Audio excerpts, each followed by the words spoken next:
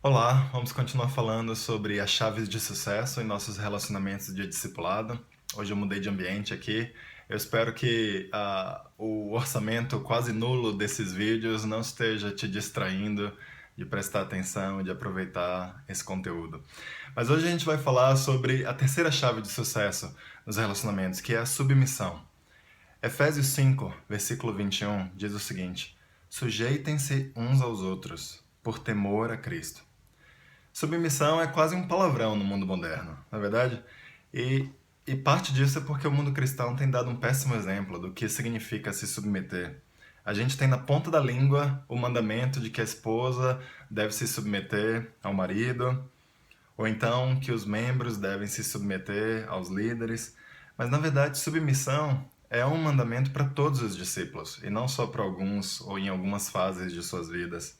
Pedro explica isso aqui na primeira carta dele. Em 1 Pedro 2, ele começa falando sobre as autoridades. No versículo 13, em 1 Pedro 2, 13, ele diz: Por causa do Senhor, sujeitem-se a toda autoridade constituída entre os homens, seja o rei como autoridade suprema. Aí você pensa, puxa, mas os imperadores na época de Pedro eram legais. Bem, essa carta aqui provavelmente foi escrita durante o reinado de Nero, que foi o primeiro imperador que perseguiu cristãos. E aí você pode se perguntar, é para se submeter até às autoridades brasileiras? Você não conhece nossa situação aqui. Bem, Pedro continua falando sobre os escravos aqui. Em 1 Pedro 2, versículos 18 em diante, ele diz: Escravos, sujeitem-se a seus senhores com todo respeito, não apenas aos bons e amáveis, mas também aos maus. Peraí, se submeter a um senhor bom, posso até entender, mas se submeter a um senhor mau, ele continua falando com as esposas. No capítulo 3, versículo 1. Do mesmo modo, mulheres, sujeite-se cada uma a seu marido, a fim de que, se ele não obedece à palavra, seja ganho sem palavras, pelo procedimento de sua mulher. Mas não só as esposas precisavam se submeter a seus maridos.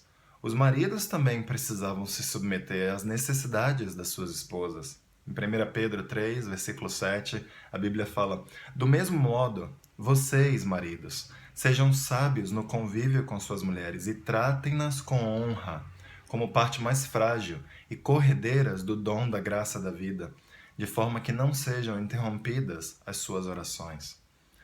Então, na verdade, o mandamento de submissão é um mandamento universal, como a gente viu lá em Efésios 5, 21 também. A pergunta que surge é: como nós vamos conseguir força para nos submetermos dessa forma a pessoas que muitas vezes são até más conosco? A resposta está em imitar a Cristo. E é o que Pedro diz, está no meio dessa passagem inteira sobre submissão. Em 1 Pedro 2, versículo 21, a Bíblia fala: para isso vocês foram chamados, pois também Cristo sofreu no lugar de vocês, deixando-lhes exemplo, para que sigam os seus passos. Ele não cometeu pecado algum, e nenhum engano foi encontrado em sua boca. Quando insultado, não revidava. Quando sofria, não fazia ameaças, mas entregava-se àquele que julga com justiça. Sabe, Cristo, o Rei do Universo, o único Filho de Deus, ele se sujeitou a nós, seres humanos, e foi morto na cruz. Como que nós, que somos seguidores desse homem, podemos negar nos sujeitar uns aos outros? Se a gente é chamado a se submeter a autoridades más, se a gente é chamado a se submeter a mestres cruéis, se a gente é chamado a se submeter a maridos não cristãos, como que a gente não vai se submeter a outros discípulos e ainda assim nos chamarmos de discípulos? Antes da gente prosseguir, eu queria esclarecer algumas coisas aqui. O que é submissão, exatamente? Submissão é o ato de abrir mão de seus direitos. Submissão é o ato de se subordinar a outra pessoa. Aqui ao lado tem uma tabelinha para ajudar a gente a entender o que submissão não é e o que submissão é. Então, ser submisso não é ser falso. Não quer dizer que você pensa uma coisa e fala outra.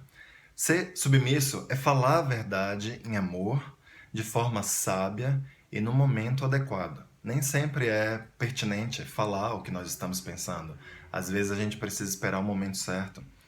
Ser submisso não é violar as leis de Deus ou as leis do mundo. Deus não nos chama, não nos permite desobedecer às leis do país em que nós vivemos, ou desobedecer muito menos às leis de Deus, jamais. A submissão é você se adaptar em questões de opinião. Submissão não é você violar sua consciência. Submissão é você ficar contente, mesmo quando as coisas não são do seu jeito. Submissão não é jogar a sua responsabilidade, a responsabilidade das suas decisões para outras pessoas. Eu fiz isso porque eu estava sendo submissa ao meu marido e agora é ele que arque com as consequências. Isso não é submissão. Submissão é você assumir completa responsabilidade por suas decisões e trabalhar junto com a outra pessoa, se possível, para tomar as melhores decisões. Submissão, por fim, não é um sinal de falta de inteligência ou de convicção. Muito pelo contrário. Só as pessoas maduras e fortes em Deus conseguem ser submissas. Em 1 Pedro 5, versículo 5, Paulo conclui todo esse trecho falando da mesma forma, jovens. Sujeitem-se aos mais velhos. Sejam todos humildes uns para com os outros, porque Deus se opõe aos orgulhosos, mas concede graça aos humildes. Esse versículo aqui nos ensina que a humildade é a chave para nos submetermos mutuamente uns aos outros. Ele também ensina que a humildade é a razão pela qual Deus abençoa a submissão. Se você não decidir praticar a submissão, então a Bíblia te chama de orgulhoso. E ela ensina que Deus vai se opor a você. Ele não vai ficar contente, ele não vai abençoar os seus esforços. Mas se você decidir praticar a submissão, então a Bíblia afirma que você é humilde e que Deus vai trabalhar, ele vai dar graça, ele vai multiplicar o seu trabalho. Irmãos, a gente entende agora aqui por que existe tanto poder na submissão. Deus, ele abençoa quando nós decidimos nos submeter, quando nós decidimos ser humildes. Por isso que existe tanto poder nos relacionamentos de discipulado. Não é por causa da sabedoria que nós temos para dar uns para os outros. É porque Deus, ele abençoa quando ele vê um coração humilde, um coração disposto a se colocar aos pés de outras pessoas. A quarta chave para o sucesso em nossos relacionamentos de discipulados é a imitação. A imitação provavelmente é a maneira mais rápida de você aprender alguma coisa. Seja falar, seja jogar bola, seja fazer um bolo. As crianças, elas certamente aprendem assim. Elas imitam e aprendem as coisas, mesmo sem saber por que elas estão fazendo aquilo. No mundo moderno, as pessoas parecem supervalorizar a autenticidade. Imitar alguém é sinal de fraqueza, é sinal de falta de originalidade. Na verdade, o problema com o mundo moderno é que, assim como o mundo antigo, ele não aprecia a humildade. As Escrituras nos fazem muitos chamados para nós imitarmos a Cristo e uns aos outros. Em João 14, versículo 12, a Bíblia fala: Aquele que crê em mim fará também as obras que tenho realizado. Fará coisas ainda maiores do que estas, porque eu estou indo para o Pai. Em 1 Coríntios 11, versículo 1, Paulo diz: Tornem-se meus imitadores, como eu o sou de Cristo. Em 1 Tessalonicenses 1, versículo 6, de fato, vocês se tornaram nossos imitadores, e do Senhor, apesar de muito sofrimento, receberam a palavra com a alegria que vem do Espírito Santo.